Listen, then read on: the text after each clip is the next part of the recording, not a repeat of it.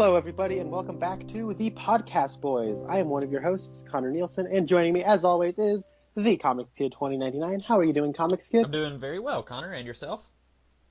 I'm all right. It's going to be all right, Jonesy. Now, we are coming here today to bring you a review of Twin Peaks: The Return, Part 5, and Comics Kid has got a quick synopsis for you. So this episode, kind of like some of the others, jumps around a lot. We get a lot of little snippets of what's been going on, except unlike the last 2 weeks that we've recorded, this is only 1 hour instead of 2. So it feels like we're getting a lot less going on here than we have for the last 2 weeks because we are getting a lot less going on. So we get to see what Dr. Jacoby has been up to the last 2 episodes. Turns out he is an underground podcaster that Nadine and Ben Horn's brother, Jerry, they listen to him, and I'm assuming lots of other people in the Twin Peaks area, they listen to him. Basically, he's grousing about the government and how they're trying to kill us, and he has the golden shovels. That's what that's for. We also get to see Hawk and Andy. They are still looking for what is missing. Not much happens there. The cop from The Dark Knight Rises, he and his people in that town, they find a ring inside the dead body that was decapitated, and it says to Debbie or something like that, my wife. No. It says to Dougie with love from Janie E. Oh, okay. I didn't even hear them say. I just heard. I thought it said Debbie. So that makes a lot more sense. Connects a couple of our subplots. Speaking of Dougie, we find out what he does for a living. He works for an insurance claim business of some kind. He is still pretty much just a mindless zombie, kind of walking around, doesn't really know how to do anything. He does have just a flash of normal intelligence for a hot second where he figures out that one of his coworkers is lying, and he calls the coworker on that, but then he doesn't do anything to follow that up. Then we have Evil Cooper. He is in jail, and he gets his phone call, and he makes lots of weird stuff happen. And then the casino, the guy who was in charge of that casino, he gets beat up by his bosses, and he is sent packing. And then we get to see Jim Belushi. He is maybe in charge of the casino, or maybe he is one of 2 guys in charge of the casino, because there's 2 guys there. They're both pretty angry about losing like $40,000 or $400,000. It was a lot of money. And so they put the crazy guy from The Dark Knight in charge of this casino, and they're like, if this guy ever comes back in, we want you to call us. And we get to see Shelley and Norma in the Great Northern, or not in the Great Northern, I apologize, in the Double R Diner. And we get to see Shelley's daughter, played by Amanda Seyfried, and her boyfriend is up to no good. He applied for a job somewhere with a guy who was either Wesley from The Princess Bride or the father from The Page Master. I couldn't quite tell. Well, I will have you know, it's Mike. Oh! Okay. It took me a hot second, but I'm like, that's Mike! Okay, so I watched this, 8 hours ago, and I was thinking it looked just like the dad from The Page Master. I don't know if you've ever seen that movie. It's been, 15 years since I've seen it, but he looks just like the dad from The Page Master. But, wow, okay. So that's cool. So, anyway, Shelley's daughter, who I don't know if we know her name. I didn't catch it. Her name, we'll just call her Amanda Seyfried. She is dating this loser who applies for a job with some business that Mike is running, and Mike basically tells this guy, your resume is crap. You need to fix this if you want anyone to hire you. And then the only other thing I can think of is we see this guy smoking in the Bang Bang Bar, and then he pays one of the employees a lot of money at the Bang Bang Bar, and then he grabs this girl, starts manhandling her, and tells her that he's going to have sex with her, and that's about all that happens. Did I miss... Now, don't forget about Ernie Hudson. He showed up. Oh, yeah. So... Basically what happened was the body... Remember last episode, the decapitated body, that's a John Doe. They got a hit on his prints, but it's been blocked by military clearance. And then at the Pentagon, they're saying, hey, we got another ping on Major Garland Briggs. This is the 16th time he's popped up in 25 years since he died, and it's probably just another hoax, but they're going to go to South Dakota to check it out. But if it is Garland Briggs, then they're going to have to get the FBI involved. Yeah, which I don't understand that. I know this is not anything even close to reality in this show, but I would think that if the government is blocking your access to certain information and saying like this is need to know information and you don't need to know, I would think that the FBI would already be involved. I wouldn't think that that would shoot over to the Navy or the Marines. I don't think they would be involved with that sort of thing. And then Ernie Hudson is saying like if this is something we need to tell the FBI, I would think the FBI would already be involved. You know what I'm saying? Yeah, maybe, but at the same time, I don't think that Garland Briggs worked for the FBI. No, he didn't. He was, a major in one of the branches. I don't know if he was Navy or Marines, but I would still think. Yeah, but if the FBI was going to like go down every ping that happened, I think maybe the FBI investigated the first 5 pings that Garland Briggs allegedly showed up, and they're like, "All right, Pentagon, just check it out, and if it actually is him this time, then shell us out." That makes sense. So what did you think of this episode, Connor?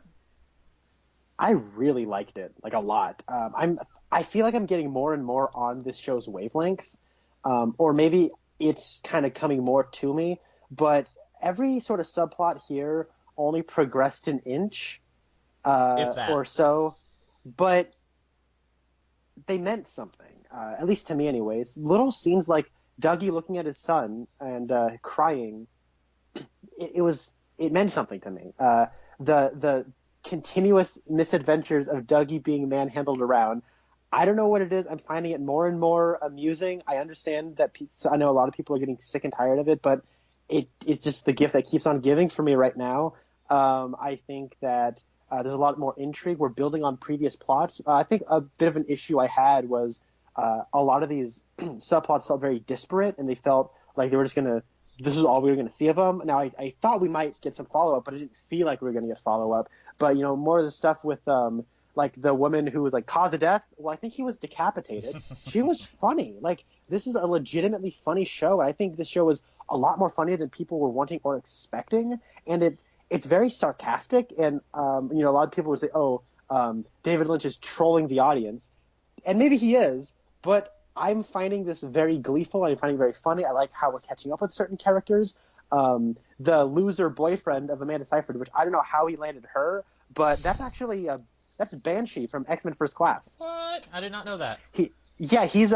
He's also in the movie Get Out. He plays the creepy brother of David Kaluuya's fiance or girlfriend. So he's in that movie as well. He looks like the missing Culkin, and not like a cute kid Culkin, like creepy adult Culkin. So I don't know how he landed Amanda Seyfried, but I think it's weird that Amanda Seyfried, she's 31 years old. She is an attractive woman, but she doesn't look like a high schooler. I certainly hope they're not trying to say Amanda Seyfried's in high school, everybody. That would be weird.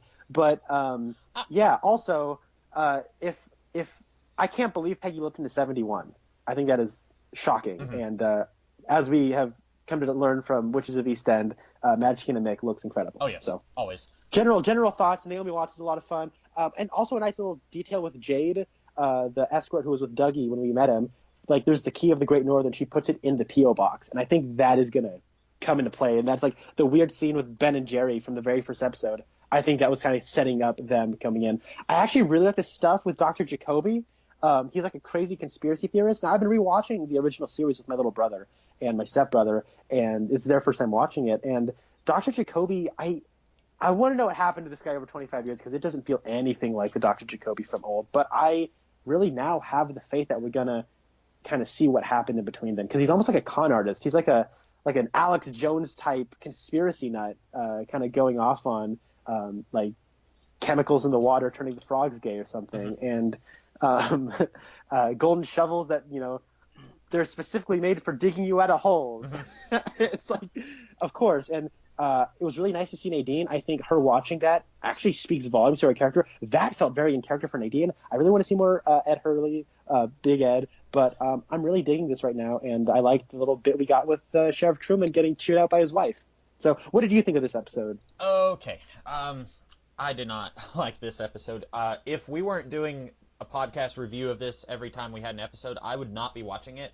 I don't know if, let's say it was all given to us in one huge 18-hour chunk on Netflix or Amazon Prime or whatever. I don't know if I would be watching it even then. Like you said earlier, every subplot that we got here moved an inch, and I'm thinking maybe an inch, like maybe half an inch. Like, we're getting a little bit of momentum on everything that's happened, but the problem is we have 18,000 subplots that are all happening simultaneously, and I just don't have the patience to deal with it. Now, that doesn't mean that it's bad necessarily. It just means that it's not for me. I feel like season 1 and season 2 both had a little bit more focus in the direction they were going. And season 2 overall had a lot of stuff that I would want to cut if it was up to me. Like, get rid of at least a third of the useless subplots and characters in that show, and you would have a better season. But even season 2, I felt like had more of an idea of where it was going, and maybe that's not fair. I think they know where they're going here, but it's not where I wanted to see them go. And I feel like they're trying to keep us in the dark a little bit more here. You watch seasons 1 and 2, which you and I both talked about before, about how David Lynch and Mark Frost never wanted to reveal the killer of Laura Palmer, but then they did, and it felt like they knew what they were doing and they had confidence in what they're doing, and the audience knew what they were doing. Even, after they revealed, okay, it's Ben Horn, not Ben Horn, Leland Palmer, even after they revealed that, it still felt like, there's weird stuff going on here, but the audience is more or less on board with it. Here, I don't feel like the audience is on board. I feel like they are very much trying to, like you said, it feels like they're trying to troll the audience here, and I'm not really on board with it. Like I said, I don't know how much longer I can keep up with this. It's definitely not for me. There's stuff here that it's okay. Talking with you about it makes me look back on it and think maybe I was being too harsh when I was watching it. But when I was watching it, I don't think there was a single moment of this episode that I really enjoyed. Wow. You didn't like the part where Amanda Seyfried gets like high in that shot of her looking up and the light on her face is overexposed and it's just a long shot of her in ecstasy. Like, that was a great moment. I don't know. I find that's the kind of like cinematic quality I like getting out of Lynch. It's like just it's an image, a moving image with no word that just evokes a feeling, and I really like it. Yeah, you're more of a film guy than I am. Like, you like like, this is a great shot in this film, and this shot has a lot of meaning because it comes from this angle and it's a long shot and stuff like that. And all that stuff doesn't mean anything to me. It all goes right over my head. I'm more of a, does this story make any kind of sense? Does this character serve a purpose being here? That's the kind of stuff that goes through my head when I'm watching a show or a movie. And 99% of the characters in this show don't mean anything to me because most of them weren't part of the original Twin Peaks. For me, and I know we've talked about this before, but whenever I heard that we were going to be getting a season 3 of Twin Peaks, I wanted to see the continuing adventures of all of the characters that we fell in love with originally. I wanted to see, what is Bobby up to now? What is Shelley up to now? Even, James.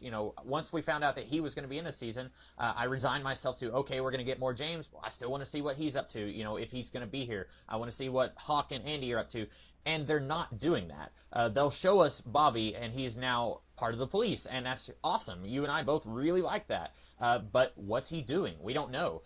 We're 5 episodes in, and we still don't know if Bobby is the father of Amanda Seyfried or Seyfried. I don't know what's going on with these characters. Like, those are the characters I care about, but it feels to me like Lynch cares more about all of these other 200 characters that he's introducing in this season, and he doesn't care as much about Lucy and Andy and Hawk and Nadine and Norma and Shelley. It feels like he's just throwing those characters in little 30-second increments just to make us happy because he thinks that's what we want, but he's more interested in exploring the world of Twin Peaks outside of the city of Twin Peaks, and that's just not what I'm interested in. I get that, but sorry, what were you going to say? Just this character, Amanda Seyfried, I don't care about her. I don't know anything about her other than she's Shelley's daughter, and if we're to believe Shelley from the end of the first 2-parter, this girl probably doesn't like her boyfriend that much. She wants to get out of this relationship, but she doesn't know how. I don't know that much about her at this point. If we had 5 episodes of getting to know this girl, and then we see her kind of perplexed that her boyfriend did all this cocaine in one sitting, and then she does a little bit of it, and then she's kind of looking up into the sky, maybe I would have felt more about it if we had gotten to know this girl. But we're 5 episodes in, and we're still introducing new subplots and new characters that I don't care about. Okay. Well, I think we're getting some kind of payoff. We didn't talk about this last time, but there's the little kid who lives in the house across the street from where Dougie was meeting with the escort, and her drugged out and his drugged out mother, who was screaming 119, 119, 119, whatever that means. There's a lot of numbers going around this season. Remember when the arm was like, remember 253 over and over again? That ended up being the time 253. That's when Evil Coop was supposed to go back into the lodge, and that's when Dougie went into the lodge and good Cooper came out and took Dougie's place. So I want to know what 109 means. But for right now, those bumbling assassins, which I find that really humorous. I like that there's like these henchmen, so we add a little detail of, oh my gosh, we're trying to kill this guy, but he never leaves the house, and we're trying to be covert about it. And, they're getting grief from their superiors, so they put a bomb on it. And then naturally, because it's a rather nice estate place, there are people that are noticing this car's just staying there, so they're going to want to go and steal it. So, it adds these extra curls to the situation, but it does it slowly and I think naturally. And then naturally, the little child is looking at it thinking, I want to know what's up with that. And so he goes across the street at the same time the carjackers come, and then it blows up. And all of a sudden I'm intrigued. I want to know where that thread is going to go. I don't think this is the end of that thread. So you get little payoffs like that. And I think there's plenty to go along with it that I'm intrigued. I know that there was some footage very early on where they were like interviewing some actors. And like one of them was Jim Belushi, and he was talking about how excited he was for the show, obviously because it's promotional material. But it shows Jim Belushi and the guy he runs the hotel with, or like the casino, I think they run it together, in suits walking through the Great Northwest forests. So I think they're going to be coming to Twin Peaks for whatever reason. And I have a theory. All right, now I theorized that the first 4 episodes were going to be like a prelude. I'm going to go off on a limb and say I was wrong.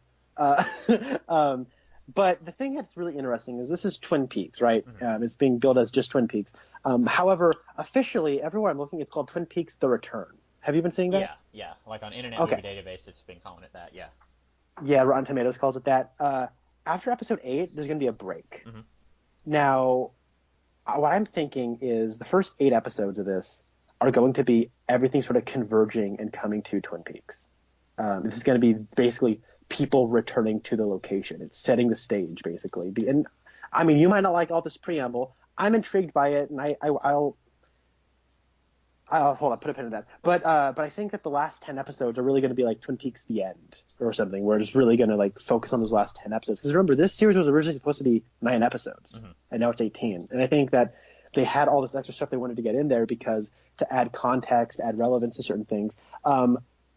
But I think that ultimately it still feels like reading a page out of a chapter and saying, all right, what did I think of this? Well, I liked what I got of it, but I don't really – it really is like watching a scene out of a movie or watching an hour of a very, very long 18-hour movie and giving your thoughts on it. And it's very difficult to try to talk about this objectively because we don't have all the context. But all I can say is what I saw – I enjoyed, and it made me feel more than I have in the previous episodes. And for Lynch, I like to feel when I'm watching it, and I felt.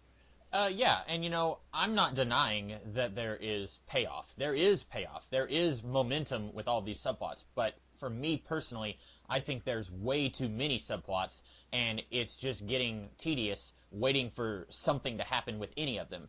Like we had Andy and Hawk just sitting in the room looking through papers, and nothing really happened there. We could have taken that scene out and just stretched out all of these other 15 subplots in this episode by like 30 seconds or something like that. And there's still so much stuff that we didn't even get touched on in this episode. Like, I was thinking we were going to see Matthew Lillard again. I don't know if we're going to see him again. His wife got murdered by Evil Cooper, and she was somehow involved with his plans with the people that he ended up killing, the one girl and the guy who didn't talk. I don't even remember their names. Beulah and her people. Oh yeah. By the way, I thought his name was Tim. His name was Ray. Oh, okay. So it was Daria and Ray. Yeah. So Matthew Lillard's wife was somehow involved with that. I have a feeling we're not going to be visiting Matthew Lillard again. I think we're going to keep going back to that town because the cop from The Dark Knight Rises, he is investigating this murder with the decapitated body and the other decapitated head. But I don't think we're going to be getting Matthew Lillard anymore. We saw James for 1 second at the end of the first two-parter. I still think that he and Shelley had a thing at one point. I'm going to go out on a limb and say maybe that Amanda Seyfried is James's daughter. Maybe. I don't know.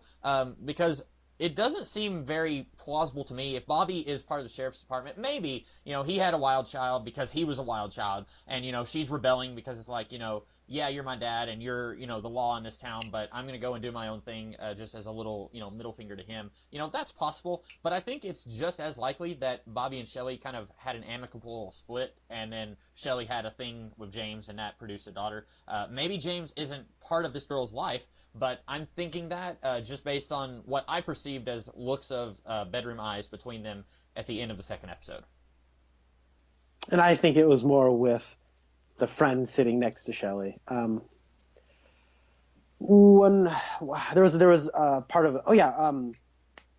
What did you think of Evil Cooper looking into the mirror? Because I've been paying attention to Evil Cooper throughout this. I guess we can talk about the Evil Cooper subplot now, where he looks into the mirror, and I've been paying attention. He has not been looking at mirrors at all this season, and he looks into the mirror, and he remembers the part from the end of season 2 where he and Bob the doppelganger Cooper and Bob are laughing, and it sort of plays it over and over again, and then in the mirror, his face starts to turn into Frank Silva, and he says, "You're still with me. That's good."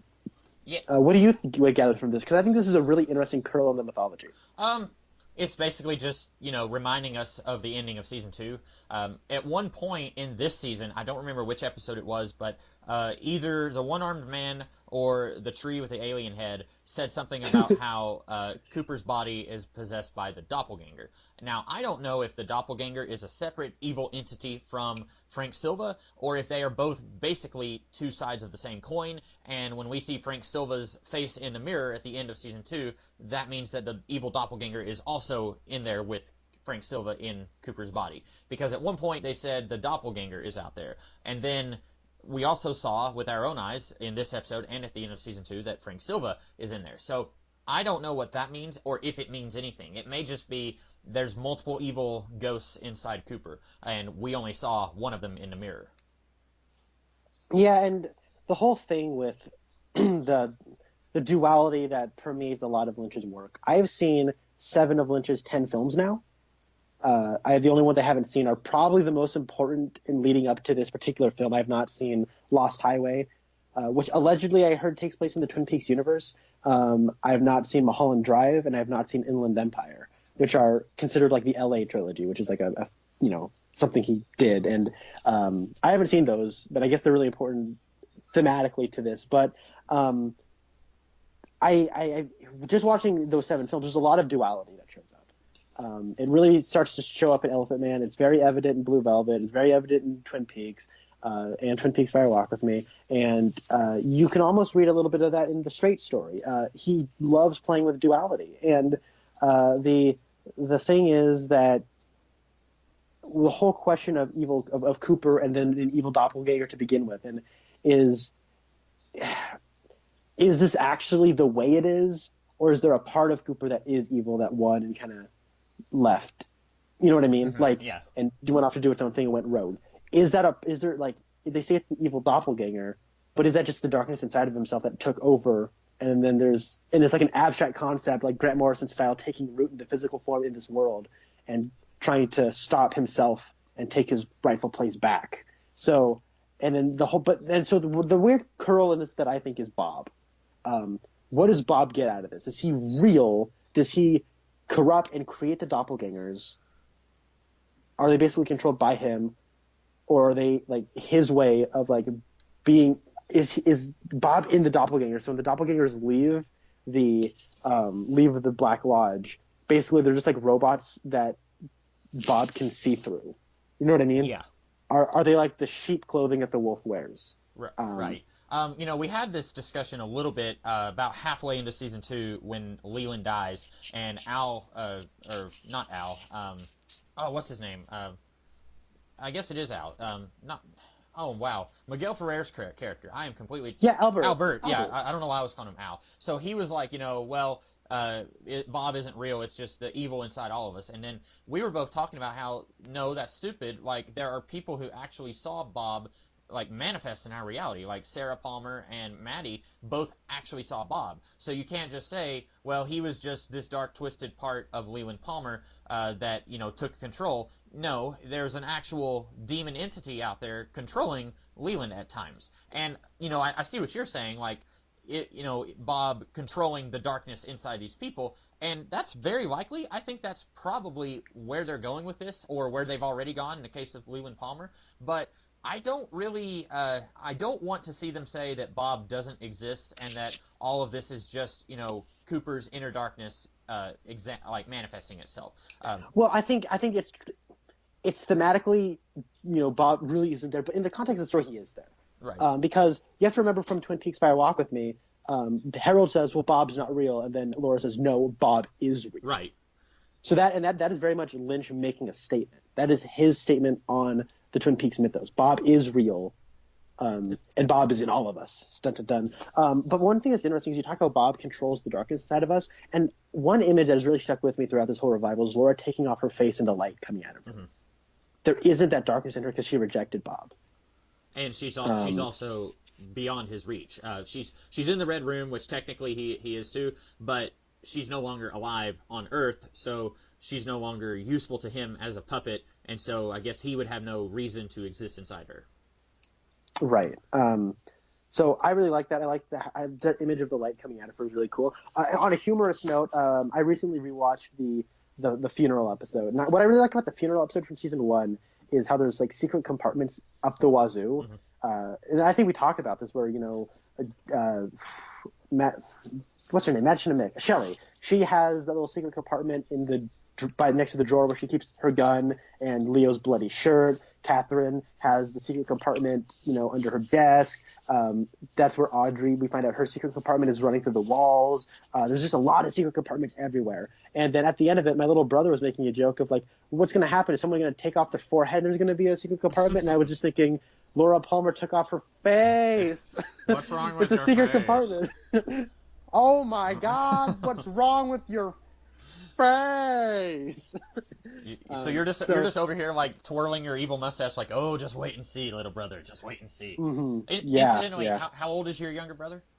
He's 13 years old. Are you gonna let him watch season 3 with all the F-bombs and full frontal going on? No. Okay. I'm not gonna have him watch Fire Walk with Me. Oh. I might show him the first 30 minutes because I don't think there's anything really that bad in the first 30 minutes. I mean, he can handle a fingernail getting ripped off, but that's, the stuff after when we get to Laura, I think that was almost too much for me when I was 18. Right. Yeah, I agree. I didn't want to tell you, well, this is how you should, in air quotes, raise your little brother. I didn't want to tell you that, but I was curious if you were going to let him watch this stuff, like, to see how advanced he was. Because I know some people, like, when they're, like, 13, they're like, oh, like, this is stupid. I'm mature. Like, that's how I was. When I was, like, 13, 14, like, not yet old enough to drive, I was reading comics like The Sandman and The Watchmen, or part of The Watchmen. I don't think I ever fully read it until I was, like, probably a junior in high school. But, like, I was reading all these comics that were probably over my age level, but I was like, yeah, I'm cool, and I'm mature enough to handle this stuff. So I wasn't sure if like, that's how I imagine a lot of 13-year-olds are. Well, I imagine that, too. The thing, though, is when it comes to my little brother, like, I don't think – I think you could handle Alien and Aliens. Mm-hmm. Like, I think you could handle that. Alien 3, not so much. Alien Resurrection, I mean, anyone can handle that movie. I mean, unless you can't handle Walmart, I would highly recommend. I was thinking that's a reference to me, Connor, and Rasco doing our podcast on Alien Covenant. Which you should totally check out. It's a great video. But, I could show my little brother those things. He hasn't watched a lot of, like, scary stuff, and so, like, when we were watching these Twin Peaks, some of it just kind of creeps him out. I don't find it very scary. He was really intrigued by the Red Room stuff, but like just the scene of Leland Palmer, like the scene where he's like dancing with Laura's picture, that creeped him out. Oh yeah. And because it made him sad and it was uncomfortable for him, and I think that was where he was really starting to grasp like the grief these characters feel is real. Mm-hmm. And like the way the shots are, they're very deadpan and like they're very flat. They're not up, they're not down. They're just kind of showing it to you just face on, and it's just really like you're just staring at it and you can't really do anything to stop it or help them. You just have to watch and you feel helpless. And I think that was kind of the feeling he felt. And I mean, if you feel that way watching Leland Palmer dance with a picture, wait till you watch Fire Walk with Me and you're watching these horrible things happen to Laura and you can't do anything to help her. Right. Like I mean, I want to just jump in and help her, and I'm 21. Mm-hmm. You know what I mean? And it's like, imagine being 13 and being like, he probably doesn't even understand that this horror stuff actually happens. I mean, he probably hears about scary stuff like rape and murder and, prostitution. He probably hears about that sort of stuff, but he hasn't actually seen it depicted on a screen before. Right. And that would, like, just completely, like, freak him out. I've gone on a huge tangent about that, but I do like the stuff with Bob that we get allusions to with Cooper looking into the mirror in his cell. Yeah, that was a nice callback. And this episode, in this whole season, it has just enough of the old show that if you're wanting that, like, it's just enough to almost bring you back in the next week. Like, oh, you see Shelly and Norma for 2 minutes, and you see Nadine and Jerry for 10 seconds, and you see Dr. Jacoby, and you see Hawk and Andy. It has just enough where you're like, hey, that's the Twin Peaks stuff that I know and love, but then it'll have 56 minutes of stuff that's like brand new. And for me, I wish it was a little bit more balanced. And I'm hoping that you're right. I hope that this is all one big 8-hour prelude to actual Twin Peaks stuff. If it is that, I do think that they probably could have trimmed this prelude down to like 4 hours. I think by episode 5, we should already be in the actual show and be in the premise of the show and not still be doing this really long intro to this season. You and I have talked before about how, like you said, you would be totally fine with watching like a 4-hour movie and just have like an intermission where you get up and stretch your legs. Like for me, a 2-hour movie, like when I went to see Wonder Woman last week, like the whole time I was just busting the gut to pee, and like I had peed twice before the movie in the theater. Like I had peed twice, and it's like for me, like if that's too much, like this is way too much. And like I'm in the privacy of my own home, and like I'm doing it just hour by hour every week, but still, like I have zero interest in watching like an 18-hour movie. Like I feel like that's different from watching an 18 episode season of a series. I think the two are different. That is very true, yeah. And for me, I'm much more interested in watching a show with installments where you can watch it as a complete unit on its own, and then the following week or later that day, if you want to binge it all, you can watch the next episode that's also a complete unit on its own. I think that's very different than I'm going to do this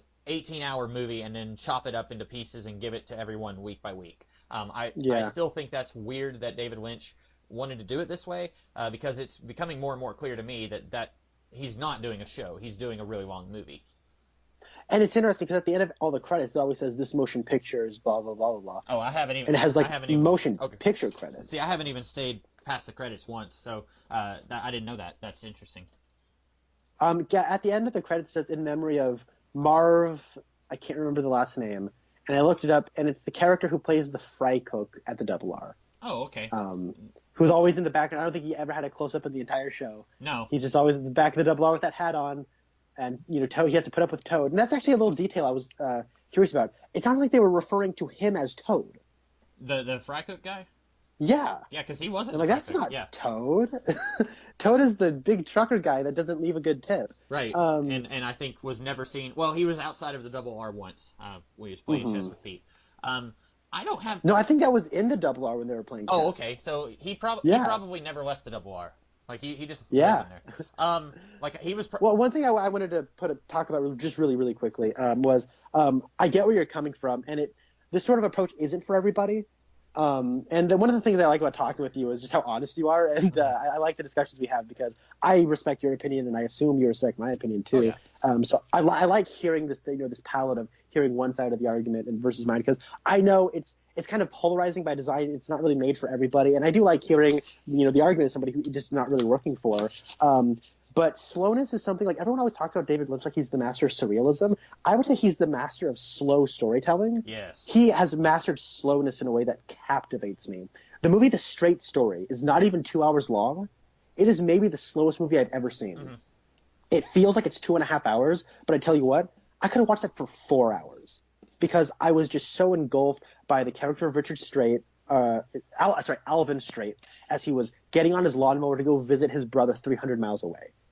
And all the people he met, and the road, and just the music and the dreamlike way it captures traveling, and it just had this majesty to it. And I could have lived in that world for 4 earthly hours. It could have felt like 6 hours, but I wouldn't have cared.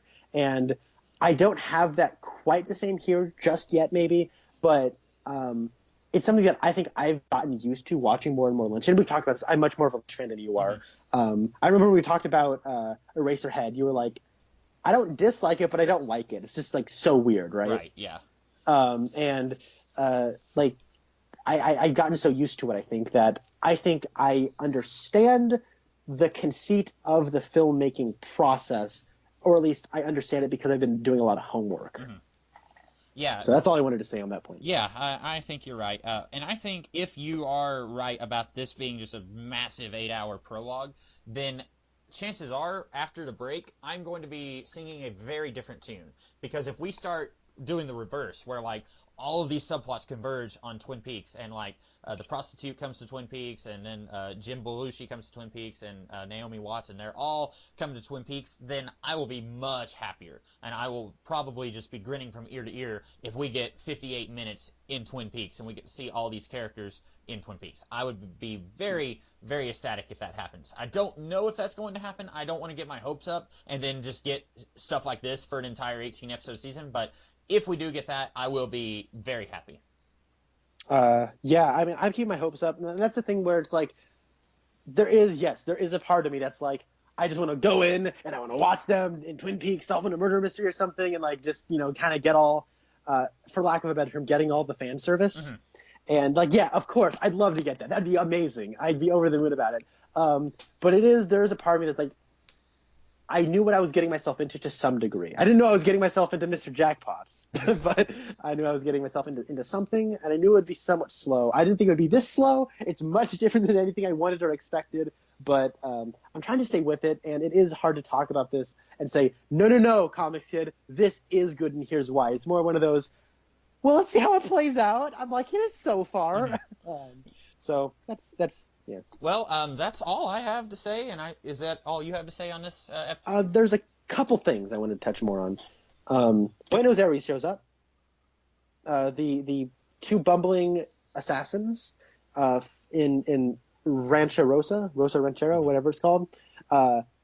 They are on the phone with a boss who's in Buenos Aires, and there's like a light, and I'm thinking electricity when I see that light.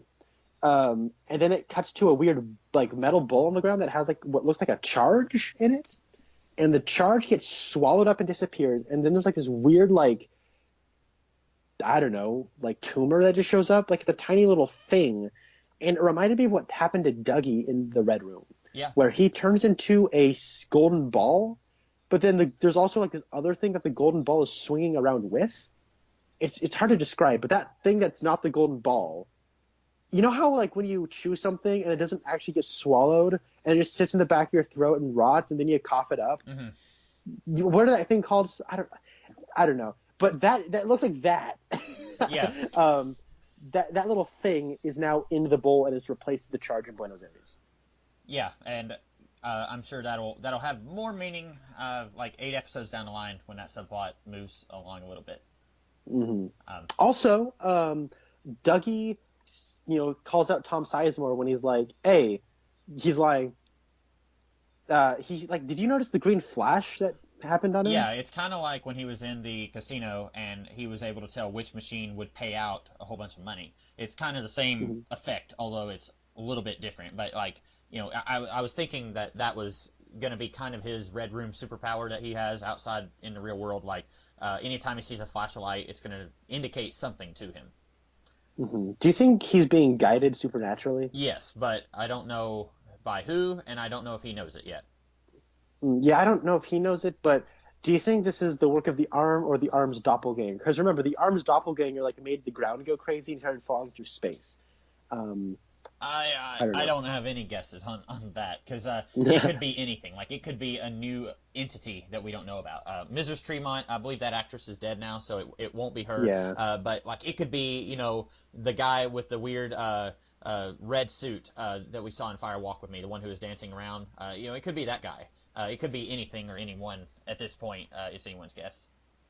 That's true. There was one other thing I was thinking. I can't really remember it right now, but there's a lot of threads here that I'm intrigued by. But yeah, I'm digging it so far. But I understand why it's not for everybody. Yeah.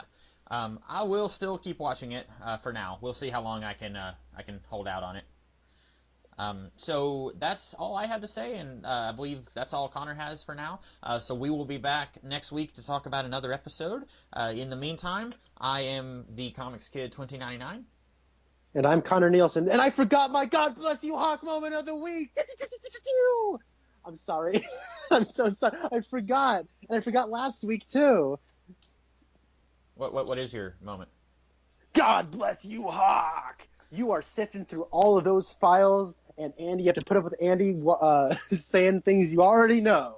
God bless you, Hawk. You're doing the real elbow grease. And you know what? Thank you for letting Robert Forster use your office when he's not in his office, because apparently he's never in his office. You're the man, Hawk. And you know you're the man, because in that one episode of season 2 you said, I'm the man. Also from last week, he knows, I gotta say, the God bless you, Hawk moment of the week is it the chocolate bunnies? Is it not the chocolate bunnies? No, it's not the chocolate bunnies. Mm-hmm. Is it the chocolate? God bless you, Hawk. You make me laugh. I love you. And you've been in every single episode so far. You're the best. So, and I'm Connor Nielsen, signing out.